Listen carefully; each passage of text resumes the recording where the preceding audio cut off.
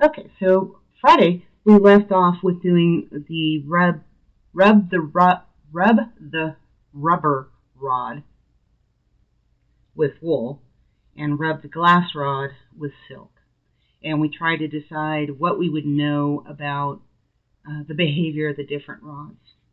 And one of the questions I was getting in lecture was, what is polarization, to better define that.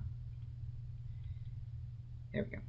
And so we defined this one over here as being polarized.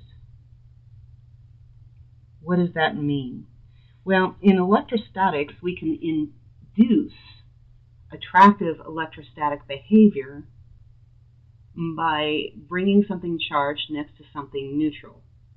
How do we do that? Well, when something is neutral and it has this kind of cloud of electrons in there, if there is space, the electrons will either be repulsed from other electrons. So if I bring a negatively charged rod next to a neutral rod, so if I make this negative and this is neutral, then my electrons are going to flee to that end because they can. There's only a certain amount of them that can do that, and they're still balancing out the repulsive forces between themselves. So that's really the limiting factor on how many can go. But what that means is that I'm going to have an overall positive end and an overall negative end. More electrons, more negatives. So if this is negative, that would be the end result. And that really just has to do with, in solids, it is a lot easier for electrons to move around in these lattice structures that exist in all of the solids. In chemistry, we talked about polarization in terms of the size of atoms or molecules.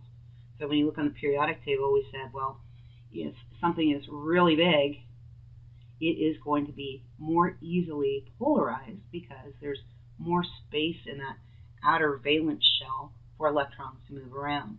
If something is really tiny, and say I only have like the one spherical s orbital on it, say something like helium or hydrogen, well, there's not as much space for the electron to flee, right? Although both of those are probably poor examples. Think in terms of helium. Right?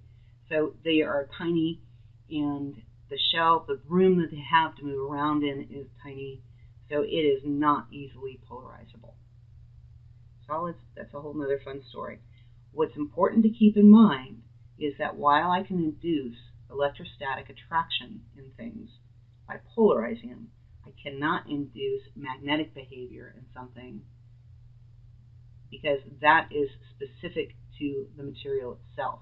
And we're going to get into how that is defined later on in the quarter. We'll talk about electron structures in valence shells and paired electrons and unpaired and all that. Hoo-ha. So we know that I can polarize a neutral thing and make it attractive to something that is charged. And I know that something that is light charged is going to repel. So this would be light charge.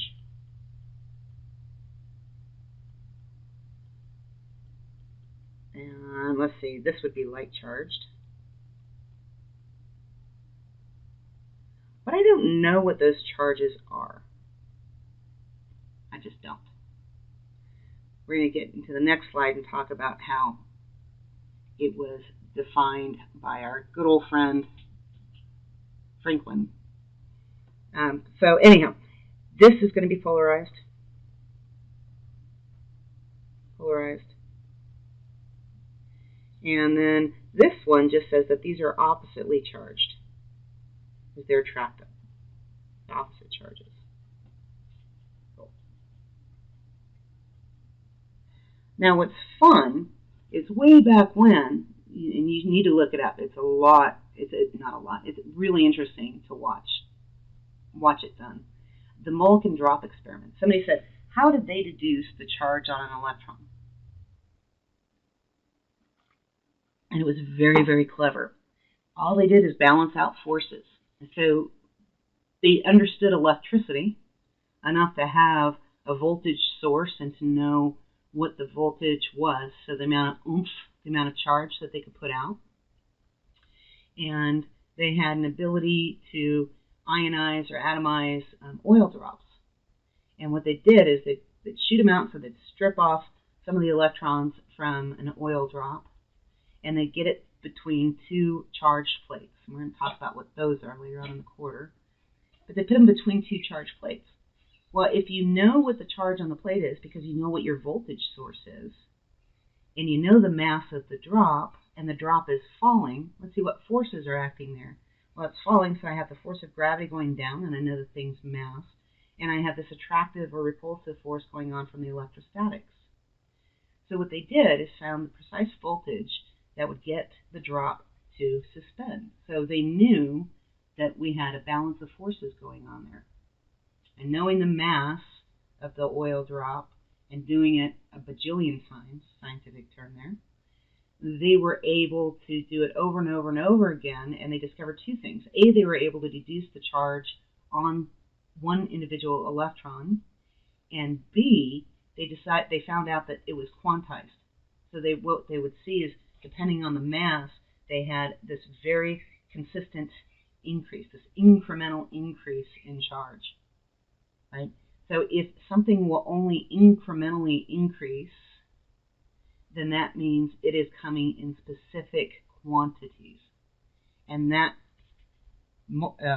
Coulomb,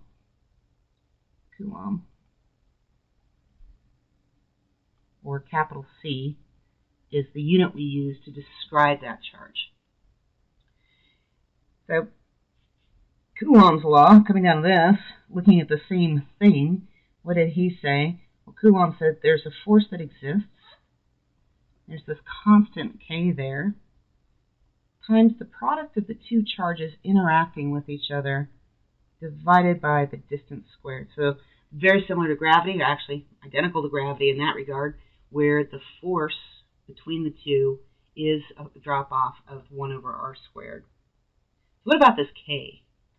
Well, K is Coulomb, or is the electrostatic constant, and all that is like this consistent fudge factor. So just like they did with the molten drop experiment, they could do the same thing with forces between charges, and like change the charge quantities and then graph the results. The slope of the graph gives us Coulomb's constant. It's the same as, I don't know if you were able to do it in chemistry. If you've taken chemistry, we used to be able to have you go into lab and graph things, and then you'd use the slope to determine different constants or different quantities. The acceleration due to gravity, you should have been able to do that in 161, where you graph it and you can determine what g is from the graph. Same thing. So if I have a constant and I have this linear behavior, I can use that behavior then to deduce that constant that things are changing by. If you look at the units, this newtons meter squared per coulomb squared. Well, where the heck do those come from? Well, force is still going to be in a newton. So F equals ma, remember that? And that has units of newtons. Well, we have the same thing going on here. This meter squared, not mass squared. Meter squared cancels out this r squared, because the distances, remember in physics, always in meters. And Q, well, that has a fundamental unit of coulombs. So that's going to be c squared, and I'm left with just newtons. So that one was just kind of deduced from knowing what all the other quantities are, how we define them, I should say. The one thing I kind of skipped over here was something that we talked about Friday, and that this charge Q then can be calculated just by taking the difference between the protons and the electrons. And all you need to remember is that an electron is a negative charge, and a proton, so this is an electron, and a proton has a positive charge. We denote them both with E. That's what we were talking about on Friday. So we would denote it as the fundamental charge, which is that E is either a plus or a minus. So if I take the difference in those two, that gives me the overall charge of something. You can worry about doing the addition or subtraction if you want, just remember you're comparing two quantities. And so if I have more protons than I have electrons, I should have a positive charge. If I have more electrons than protons, then I'm going to have a negative charge. That's the only place, that's where that negative comes from. So don't try to memorize that. And then E is this thing times the fundamental charge. Okay, so I have two charges interacting with each other, acting at some distance, and we have the force that 2 is experiencing from 1 and the force that 1 is experiencing from 2. This is the same notation that we were using in 1 on 2. That does not look like a 1. And force 2 on 1. That we're using last quarter. Not something I'm grading you on, but figure out what notation works best for you to keep track of what force you're using your vectors to refer to. And on exams, you want to make for darn sure that I know what your variables are referring to. Now what's this little guy here? Epsilon naught. We call that the permittivity of free space. Essentially what that says is that we know how electrostatics behave in a vacuum, and things change when we introduce different materials. So I am going to have a certain amount of electrostatic force if I have two charges in this room versus if I do the same thing underwater. So epsilon naught is going to change depending on the material it's going through. We'll get into that in more detail later on too. But the important thing to keep in mind is that is a different way of defining this constant. So I can define K in terms of epsilon naught, which we'll find as we do some of our integration later on, that it's easier, things cancel out. So it's kind of nice. Okay, now let's take a look at an example. I have something with a positive 2 charge and something with a positive 1 charge. You're given the force vector going this way from 1 acting on 2. That should look like an arrow, and it does not. So my question for you is, what does the force vector for the plus 1 charge look like? You have A, B, C, D, or E. So pause for a second and sort that out, and then turn the video back on. So hopefully you remember that when we were talking about forces, that whole equal and opposite, even though this is a positive 2 charge, this one, positive 2 charge, and this is only a positive 1 charge, this force that they both experience is going to be equal in magnitude, opposite in direction. So let's see, here we go. This is going to go this way, and it's going to be the same size as this force vector. So the answer to this would be B. One thing I skipped on, and I want to make sure that we talk about, signs, those absolute values. We are going to let the forces guide us through where the net force lives. So just like 161, where I said don't put the negative sign in for gravity. Once we've done our free body diagram and we've defined what's positive, a positive direction and a negative direction, don't be putting those things back in again. Same thing applies here. We definitely don't want to put in those signs because we're going to let the vectors and the attractive or repulsive nature between the two define for us where things are going to go. So don't put them in. You're going to mess yourself up. Do another one. So I want to know what vector direction I'm going to end up with, A, B, C, or D, looking at this charge here as a result of these 3 charges. So pause and come back. Okay, so let's think this through. For this positive charge, I'm going to have a force vector going out that way. For this positive charge, I'm going to have a force vector going out like that way. And for this positive charge, I'm going to have a force vector going like that. So what does that tell me? That tells me that when I add them all together, see this one, the A and the C, are actually going to give me a resultant vector coming like this. So then that means that B is the correct. Definitely not D, because light charges repel. And if you aren't comfortable with that, then one of the things that you can do is like write out your X and Y's. And we're going to do this in a bigger space in the next video. So what about this one?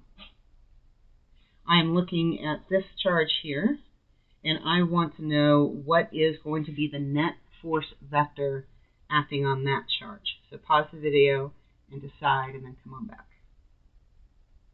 Okay, so let's do the same thing. I'm going to go straight line, because r squared is just a straight line distance between those two charges, and this one is going to repulse. It's going to repulse out like this way. In this one, the positive to the negative, well, it's going to be attracted towards it.